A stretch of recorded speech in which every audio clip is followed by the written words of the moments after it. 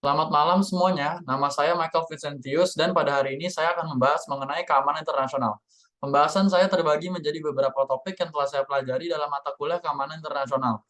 Topik tersebut merupakan definisi dari keamanan, teori hubungan internasional, dan keamanan internasional. Keamanan tradisional, keamanan non-tradisional, aktor-aktor keamanan internasional, dan yang terakhir regionalisme. Setiap topik yang akan saya bahas memiliki kaitan yang erat satu dengan yang lainnya, dikarenakan oleh pembahasan mereka membangun pengertian ke pembahasan lainnya, dan perlahan membangun pengertian dan pengetahuan dalam rangka keamanan internasional. Keamanan merupakan hal terpenting dalam kehidupan manusia. Tanpa keamanan, manusia tidak dapat hidup dengan tenang. Manusia merupakan makhluk sosial yang bisa merasakan waspada akan bahaya yang menghampiri, dan rasa tersebut wajar karena bahaya tidak dapat diprediksi dan dikontrol oleh manusia itu sendiri. Memang pada hakikatnya, pandangan keamanan internasional bertentangan satu dengan yang lainnya, karena adanya kepentingan untuk mengejar kebutuhan masing-masing. Keamanan sebagai core value manusia merupakan nilai pokok. Terdapat 4 kunci yang mendasari pembahasan terkait keamanan, yakni security in or of what, security from what, security by means of what, dan security for what. Lebih lanjut, terdapat beberapa hal yang dapat dijadikan paradigma analisa dalam keamanan, yakni national security, international security, eh, dan human security. Sifat keamanan tidak relatif atau tidak memiliki eh, sifat yang mutlak akan keterkaitannya dengan keamanan yang terjadi kepada suatu negara secara nasional maupun individu.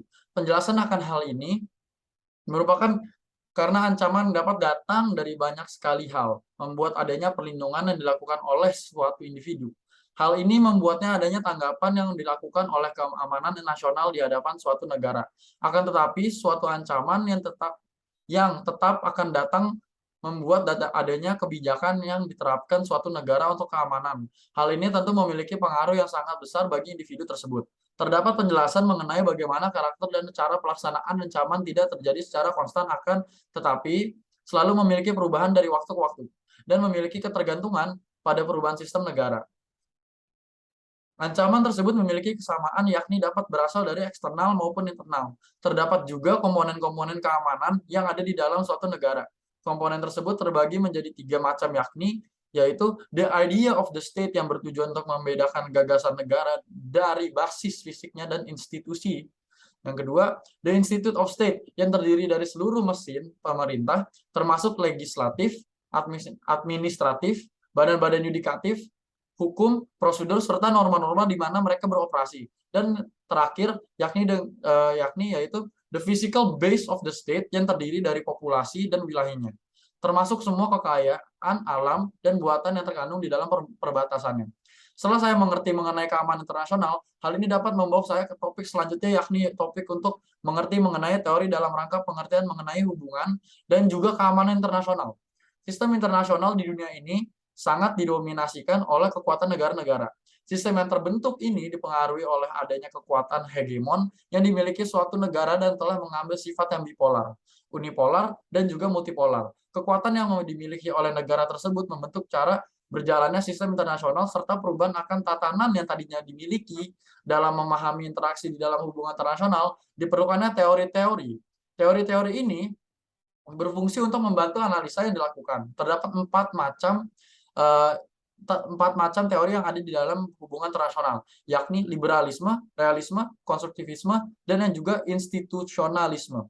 Pada dasarnya, teori-teori ini digunakan sebagai suatu mata yang melihat hubungan internasional yang terjadi. Akan tetapi, setiap teori tersebut memiliki perbedaan-perbedaan akan cara mereka memandang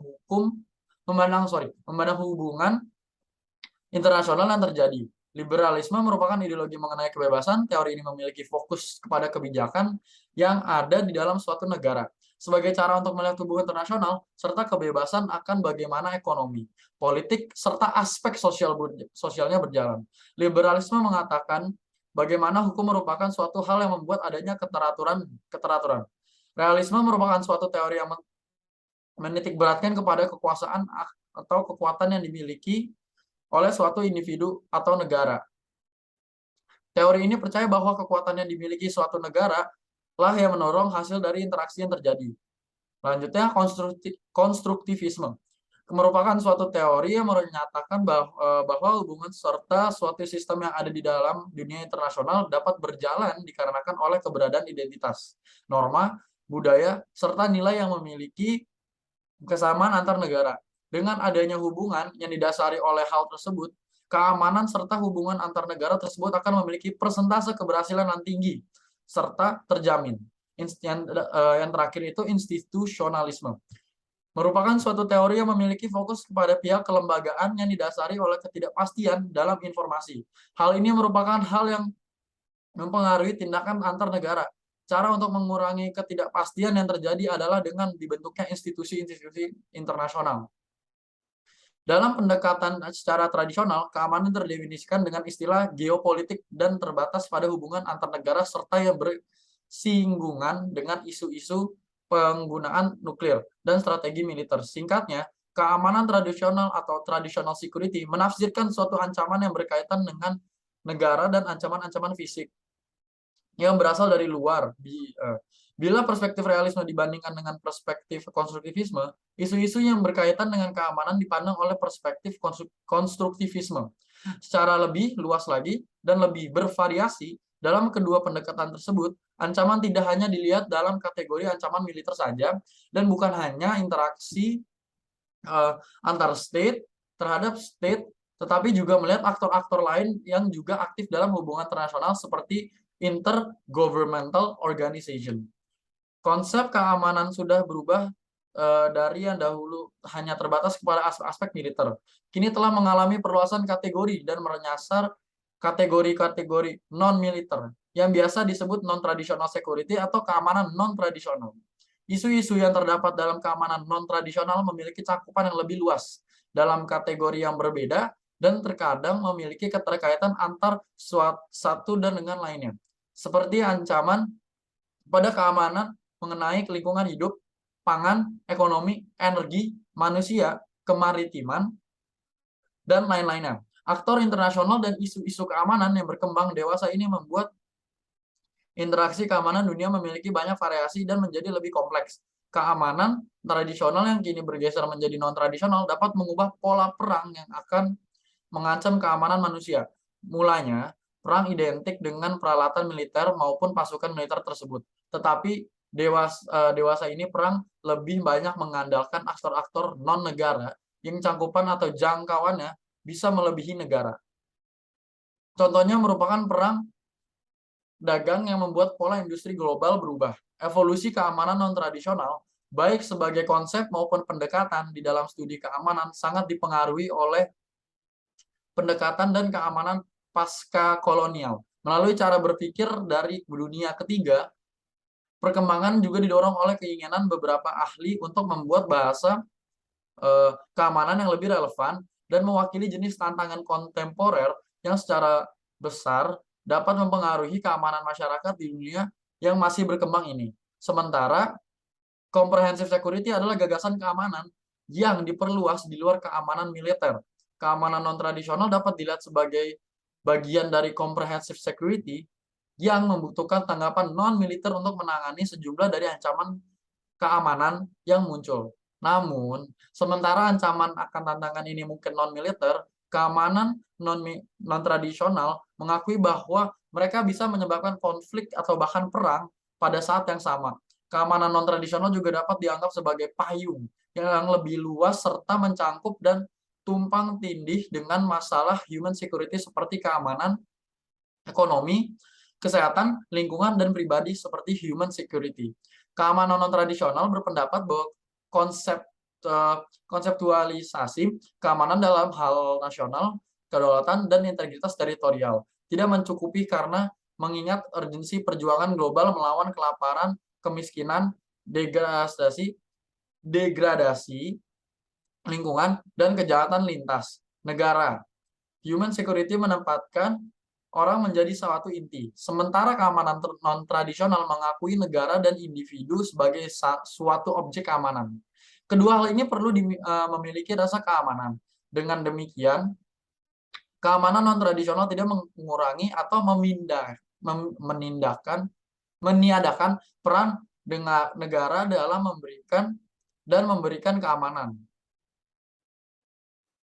Dan mengingat bahwa sebagian besar ancaman keamanan non-tradisional bersifat tradisional dan dapat mempengaruhi individu dan juga negara, penting untuk mengenali peran yang dimainkan negara dalam mengajak negara-negara lain untuk bekerja sama dalam menghadapi ancaman lintas batas.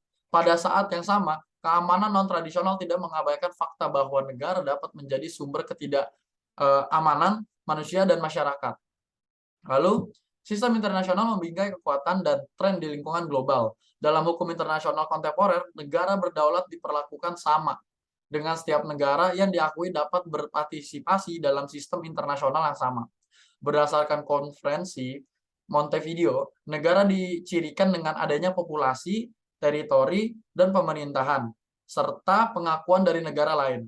Pemerintahan dalam negara tersebut harus bisa mengatur jalannya monopoli dalam legitimasi sehingga negara lain dapat mengakui jalannya suatu pemerintah yang berdaulat. Sejak abad ke-17, negara bangsa sering menjadi aktor dominan dalam menjalankan sistem internasional. Karena konsep kekuasaan membuat negara yang berdaulat kontrol keamanan domestik dan juga kemerdekaan dalam level internasional. Akan tetapi, perlu diingat bahwa negara bangsa tidaklah sendirian dalam menjalani hubungan internasional, melainkan terdapat banyak aktor non-negara yang juga menimbulkan tantangan bagi keberadaan mereka. Hal ini disebabkan oleh adanya dampak dari kebijakan aktor non-negara yang bisa mempengaruhi kebijakan suatu negara terhadap negara lain. Beberapa aktor non-negara ini misalnya seperti organisasi internasional, perusahaan, multinasional, media internasional, kelompok bersenjata, dan lain-lainnya. Aktor individual juga bisa menjadi aktor non-negara, misalnya seperti Bill Gates, Jeff Bezos, dan lain-lainnya.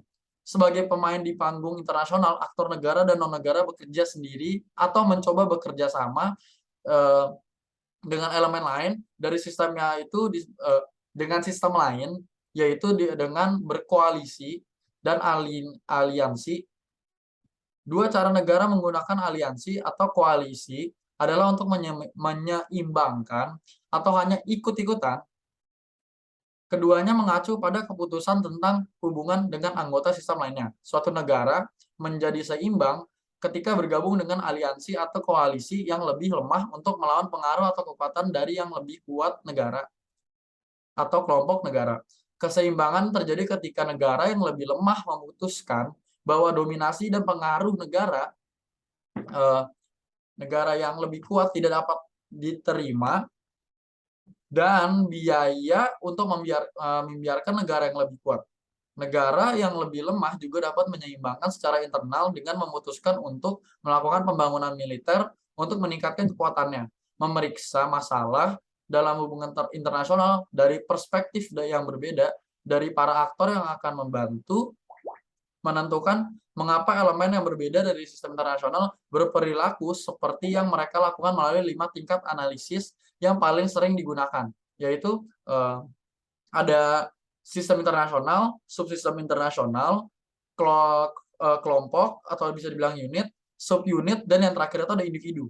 Dalam sistem internasional yang dibedakan dari keseluruhan sistem berdasarkan sifat atau intensitas interaksinya. Selanjutnya, bagian terakhir akan saya jelasin tuh, struktur keamanan internasional memiliki 3 teori, yaitu regionalisme, realisme, dan globalisme. Sekarang saya akan menjelaskan teori ini satu persatu dimulai dari teori regionalisme. Teori ini berfokus pada kerjasama antar negara dan keamanan yang bersifat kontemporer. Teori selanjutnya adalah realisme. Teori ini berfokus pada negara dan tentunya kepada kekuasaannya juga. Teori ini juga melakukan tindakan distribusi material kekuatan dalam sistem internasionalitasnya. Dengan ini bisa menentukan struktur dari sebuah keamanan internasional dan pastinya nanti memiliki keseimbangan dalam kekuatannya. Teori yang terakhir ini itu bernama globalisme. Teori ini berfokus kepada sisi budaya, ekonomi, dan politik dalam skala internasional dan tradisional. Lalu dalam sebuah keamanan internasional kita dapat mengklarifikasikan sebuah negara dengan 3 level ini, yaitu kekuatan besar, kekuatan adidaya, dan kekuatan regional. Pertama, saya akan menjelaskan mengenai kekuatan besar. Kekuatan ini tidak harus selalu memiliki kemampuan besar dalam setiap sektor. Dan kekuatan ini tidak harus aktif dalam transisi sekuritas dalam bidang sistem internasional. Yang kedua ada kekuatan adidaya. Kekuatan ini harus aktif dalam semua transisi desekuritisasi maupun sekuritisasi dalam wilayah dunia. Contohnya itu sebagai sebuah pengganggu, ancaman, penjamin, dan sekutu. Yang terakhir itu adalah kekuatan regional. Kekuatan ini berfokus kepada tujuan menentukan efektivitas dalam sebuah keamanan regional. Lalu kekuatan regional juga mempunyai 3 kemungkinan evolusi yang bisa terjadi, yaitu transformasi eksternal, internal, dan yang terakhir pemeliharaan status quo. Regionalisme dalam keamanan internasional sangat penting dipelajari karena kita bisa mengetahui bagaimana cara-cara negara bekerja sama dalam menjaga keamanan negaranya. Sekian penjelasan dari saya. Terima kasih.